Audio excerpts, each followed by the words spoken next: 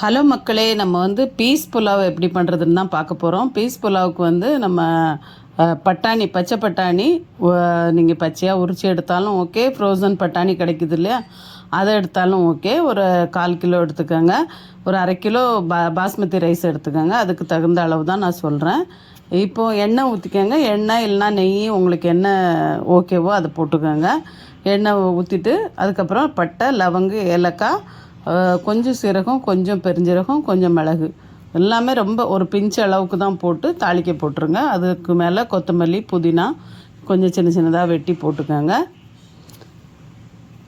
அதுக்கப்புறம் வந்து ஒரு 2-3 பச்சை மிளகா வெட்டி போட்டுக்கலாம். அது அப்புறம் கூட போடலாம். இப்போ இதை வதக்கிட்டு நம்ம இதில் தண்ணி ஊற்றிடலாம். ஏன்னா வந்து ரொம்ப கருகக்கூடாது. கொஞ்சம் நல்லா ஃப்ரெஷ்ஷாகவே உடனே தண்ணி ஊற்றிடணும். நம்ம ஒரு பங்கு அரிசி, 1 கப்பு அரிசி எடுத்துருக்கோன்னா 2 கப்பு தண்ணி ஊற்றிக்கோங்க. அப்போ தான் அது கரெக்டாக இருக்கும்.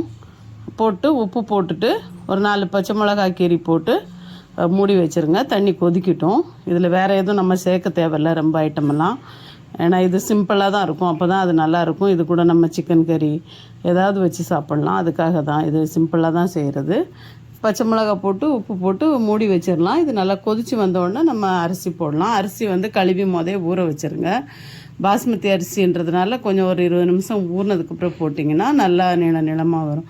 இதை நீங்கள் நார்மல் ரைஸ்லேயும் பண்ணலாம், நீங்கள் சாப்பிட்ற ரைஸில் கூட பண்ணிக்கலாம். அதுக்கு தகுந்த அளவு தண்ணி ஊற்றணும். புழுங்கல் அரிசியாக இருந்தால் 3 பங்கு ஊற்றணும். இப்போ நம்ம பச்சை அரிசியாக இருந்தால் 2 பங்கு ஊற்றணும். இதுக்கு வந்து பட்டாணி கழுவி அதை போட்டுக்கோங்க. பட்டாணியும் அரிசியும் ஒன்றா போட்டுக்கோங்க.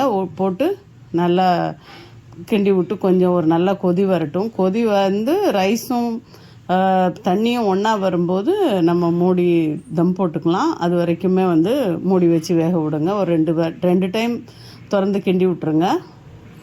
அப்போ தான் ரெண்டுமே ஒன்றா வெந்து வரும். அதுக்கப்புறமா நம்ம அதை பார்த்து நம்ம தம் போட்டுக்கலாம். இப்போ பாருங்கள், தண்ணியும் ரைஸும் சேர்ந்து வந்துருச்சு. இந்த டைமில் வந்து நம்ம நல்லா அதெல்லாம் ஒன்றா சேர்த்து விட்டுட்டு மூடி வச்சு அதுக்கு மேலே வெயிட் போட்டுடலாம். ஏதாவது வெயிட் நம்ம உரல் இல்லை ஏதாவது பாத்திரத்தில் தண்ணி ஏதோ ஒன்றா வச்சுக்கலாம். வெயிட்டுன்றது தான் வேணுமே தவிர அது என்ன வைக்கிறோன்றது முக்கியம் இல்லை.